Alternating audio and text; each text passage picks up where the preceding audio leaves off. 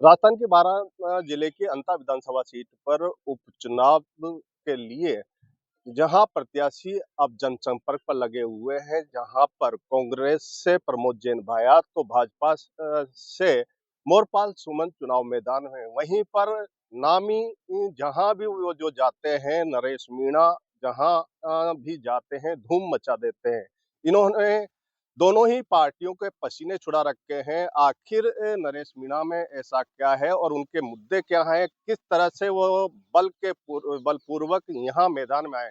नरेश जी, आप जहाँ भी जाते हो हजारों की संख्या में लोग आप वहाँ पहुँच जाते हैं। आज आप अंता से भी चुनाव लड़ रहे हैं। क्या मुद्दे हैं और क्या वजह आ गई कि आप यहाँ अंता में चुनाव के मैदान में आए हैं?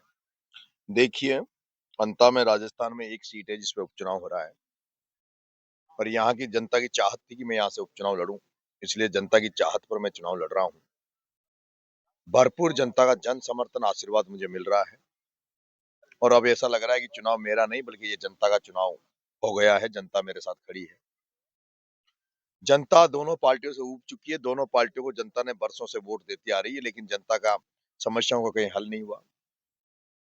अंता में बस स्टैंड की डिमांड बरसों से है, लेकिन बस स्टैंड नहीं बना।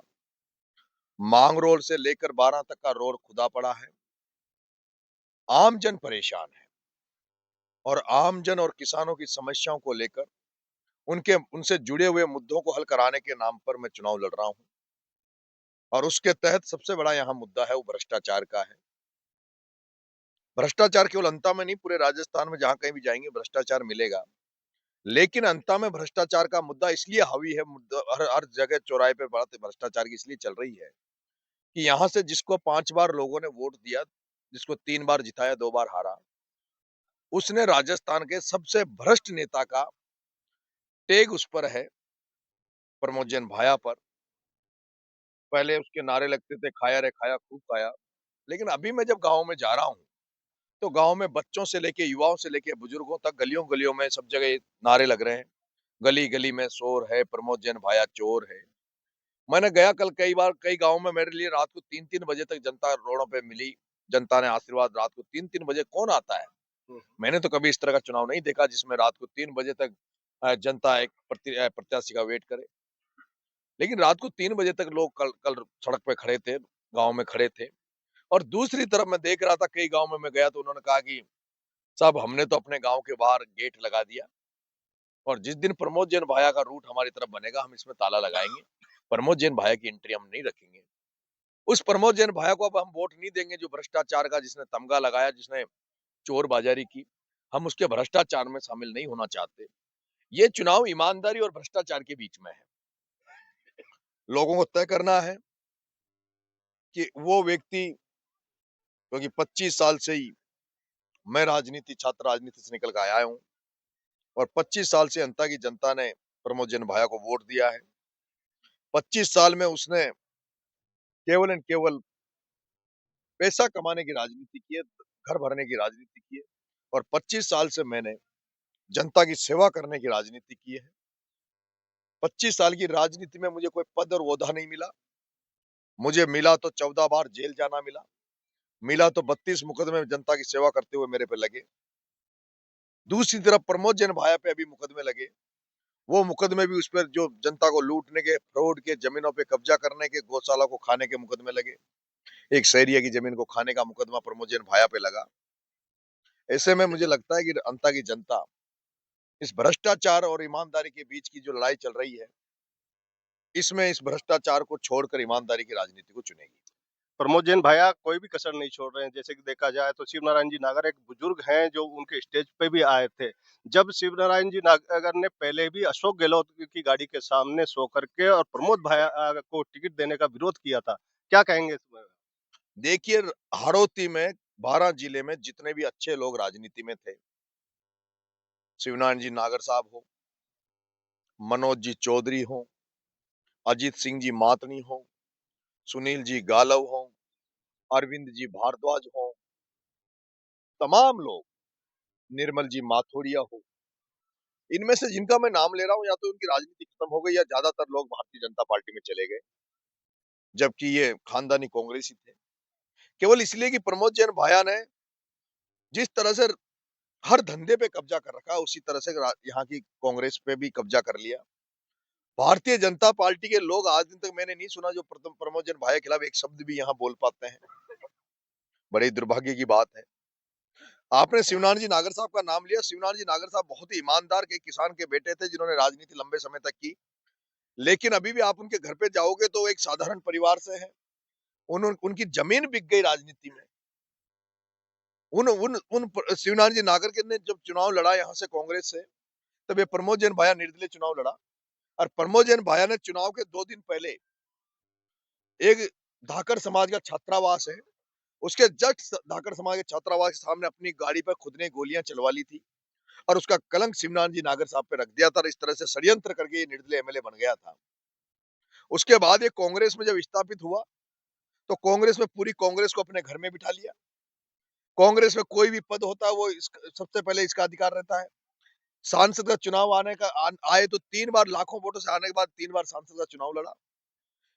जिला प्रमुख का नंबर आया तो इसकी घर वाले को जिला प्रमुख बनाया और वो भी षड्यंत्र पूर्वक बनाया, वोटों से नहीं बना था। हाँ, 12-13 का आंकड़ा सबको मालूम है। 12 का आंकड़ा कांग्रेस का था, 13 बीजेपी के जीते थे। लेकिन इसका एक भाई है प्रताप सिंह सिंघवी बीजेपी का। वो साथ में लेकर के आए थे सभी को। उस प्रताप सिंह सिंघवी ने 1 वोट करोड़ों रुपए में इसको दे दिया है इसकी घरवाले को जिला प्रमुख बनाने के लिए और इसकी घरवाली षड्यंत्र पूर्वक जिला प्रमुख बन गई। यूथ कांग्रेस में जहां बच्चे बहुत सारे मेहनत करते हैं, दरी उठाते हैं, झंडा लगाते हैं, यूथ कांग्रेस के बच्चे आगे रहते हैं।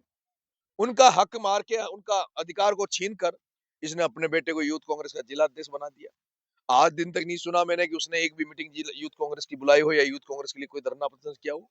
एक बार भी आज तक मैंने ये नहीं सुना कि इसकी घरवाली जो उर्मिला जैन जिला प्रमुख है, उसने कहीं किसी गांव में जाके उसकी फोटो आई हो, किसी रोड को चेक करते हुए, किसी सड़क को पैसा देते हुए।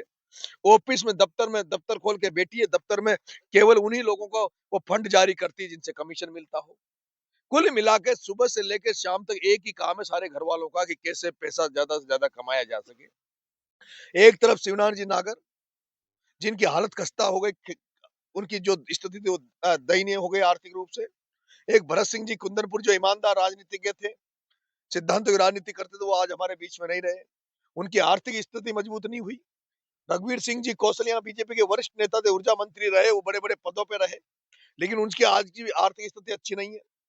और ललित किशोर जी चतुर्वेदी जैसे लोगों की आर्थिक स्थिति अच्छी नहीं है, उनके बच्चों की स्थिति ठीक नहीं है। लेकिन प्रमोद जैन भाया और ओम बिरला में ऐसी क्या खासियत है कि 5-10 साल बने और 5 साल में प्रमोद जैन भाया 17,000 करोड़ का आदमी हो गया। इन्होंने राजनीति को धंधा बना लिया, पैसा कमाने का इन्होंने जरिया राजनीति को बना लिया। उस राजनीति को इन्होंने कलंकित कर दिया, दूषित कर दिया, जिस राजनीति के प्रति लोगों में एक भरोसा था कि राजनीति के लोग जनसेवा करेंगे। लेकिन राजनीति में जनसेवा नहीं कर रहे। ये लोग राजनीति की आड़ में इन्होंने धंधा बना लिया कि प्रॉपर्टी का काम करेगा तो प्रमोद जैन भाई और उसके आसपास के लोग करेंगे। गुजर गुजर समाज दूध का धंधा करता है। गुजर समाज की आर्थिक जो स्थिति है वो दूध से जुड़ी हुई है। लेकिन आपने देखा होगा कि एक रामेश्वर जी गुजर जिसने वर्षों तक इसकी प्रमोद जैन भाया का झंडा उठाया, उनको दरकिनार करके अ, काबरा प्रदीप काबरा को दूध डेयरी का चेयरमैन बना दिया था। ये कई लोग मेरे से मिल रहे हैं जो कहते हैं कि इसने कोई को छोड़ा नहीं। डायन भी एक घर को छोड़कर छोड़ देती है, लेकिन इसने तो घर तो क्या इसने किसी को नहीं छोड़ा जिसको इसने ठगा नहीं, छला नहीं। जनता सारी बातें जान चुकी है। इसके पास कुछ बचा नहीं है। ना प्रचार करने के लिए जा रहा तो कोई लोग नहीं मिल रहे। वही जो गिनती के जो लोग इसके साथ चलते हैं वही लोग अब दिख रहे हैं। लोग इनसे मिल नहीं रहे, बात कोई सुनना नहीं चाहता है। भीड़ इसको मिल नहीं रही ताकि अपनी बात रखे। और बात रखने की भी क्या, रख ही नहीं सकता। एक हमारा पत्रकार साथी था, वो इसका इंटरव्यू लेने गया, उसने सवाल पूछे तो जवाब नहीं दे पाया। एक ही बात कहता, मैं समाज सेवा करता हूँ, मैं धार्मिक काम करता हूँ। आप मुझे एक बात बता दो, कोई कौन सा आपने धार्मिक काम किया? सबसे पहले तो आपने के साथ धोखा किया, आपने जैन समाज के साथ धोखा किया। जिस जैन समाज में पैदा हुए, वो जैन समाज इतना पवित्र धर्म है जिसकी हम लोग उनमें आस्था रखते हैं। उस धर्म के प्रति हमारा एक भाव रहता है कि जैन संत महात्मा होते हैं वो किस तरह से त्याग तपस्या करके लोगों की सेवा करते हैं, किस तरह से वो अहिंसा के मार्ग में चलते हैं, सत्य के मार्ग में चलते हैं, असत्य के मार्ग में चलते हैं। लेकिन ये जैन समाज के जो 5 नियम है, उनको भी ये नहीं मानता। ना ये कभी सत्य बोलता है, सत्य अस्त्य अपरिग्रह, जिसमें कहा गया अपरिग्रह में कि जैन समाज में ज्यादा धन इकट्ठा करने की जरूरत नहीं, उतना ही धन इकट्ठा करो जिससे घर गुजारा चल जाए। अहिंसा के मार्ग में जैन समाज कहता है कि अहिंसा के मार्ग पे जैन समाज को चलना चाहिए, लेकिन इसने 3-3 लोगों की हत्याएं करवा दी। एक म्यालडा में पवन यादव को मरवा दिया, गौरव शर्मा को बारा में मरवा दिया, कई लोगों को जेल भेजता है। जबकि जैन धर्म तो जब वो नंगे पैर वो साधु संत चलते हैं, वो सोचते हैं कि मच्छर भी उनके मुंह से नहीं मरे। सामने सर मोरपाल सोलंकी है भाजपा से, क्या देखिए, भाजपा को मोरपाल कैसे जी के बारे में मैं कुछ ज्यादा जानता भी नहीं हूँ, लेकिन मैं इतना जानता हूँ वो सज्जन आदमी, सीधे आदमी है। लेकिन जिस तरह की राजनीति जनता में है, इन गुंडे बदमाशों से मोरपाल जी नहीं लड़ सकते। और मोरपाल जी के लिए कहा गया है कि वो 2008-9 में एक डीलरशिप उनकी थी, उस डीलरशिप में काले बाजारी के चक्कर में वो जेल जाके आए थे, और उस समय प्रमोद जैन भाया ने उनकी मदद की थी, उनका एहसान इन पे है। बड़े दुर्भाग्य की बात है कि 12 जिले का एक भी बीजेपी का व्यक्ति प्रमोद जैन भाया के खिलाफ बोलता हो तो आप मुझे नाम बता दो, एक भी व्यक्ति बोलता हो तो। और प्रमोद जैन भाया जो कांग्रेस से टिकट लेता है, कांग्रेस को का पैसा देकर काम करता है, राजनीति कांग्रेस की मुट्ठी में ले रखी है। प्रमोद जैन भाया से एक शब्द ओम बिरला के खिलाफ बुलवा दो। प्रमोद जैन, मैं कह रहा हूं आपको मीडिया के सामने, प्रमोद जैन भाया से एक शब्द ओम बिरला के खिलाफ बुलवा दो, प्रमोद जैन भाया से एक शब्द अमित शाह के खिलाफ बुलवा दो। नरेश जी, अंतिम सवाल है आपसे, आप नंगे पैर ही घूम रहे हो, इसका पीछे क्या है? इसका ये जो 2-3 जो लुटेरे हाड़ौती में जो राजनीति के नाम पर पद लेकर जो जनता को लूट रहे हैं, ओम बिरला, प्रताप सिंह सिंघवी, प्रमोद जैन भाया, उनको जिस दिन लोकसभा विधानसभा में जाने से रोक दूंगा, उस दिन चप्पल जूते अपने पैरों में पहनूंगा। ये थे अभी अभी एक प्रताप सिंह सिंघवी को प्रभारी बनाया है यहाँ पे बीजेपी। ये वही प्रताप सिंह सिंघवी है जिसने धाकड़ समाज के बेटे पप्पू धाकड़, जिसने कोई गलती नहीं थी, केवल गलती पप्पू धाकड़ ने ये कर ली थी कि वो बीजेपी से टिकट मांगते थे छबड़ा से। 3 पंचायत में सरपंच है, मजबूत आदमी है। इनको लगा कि ये हमें राजनीतिक तौर पर चुनौती दे रहा है। इस प्रताप सिंह सिंघवी ने उनके हाथ पांव तोड़ा के सुपारी देकर वो आज बेड पे पड़े हुए हैं, दोनों हाथ पांव उनके टूटे पड़े हैं। उनकी पोस्ट भी आई है, अपील भी आई है कि प्रताप सिंह सिंघवी को वोट तो क्या, इसको जूतों की माला पहनानी चाहिए धाकड़ समाज को।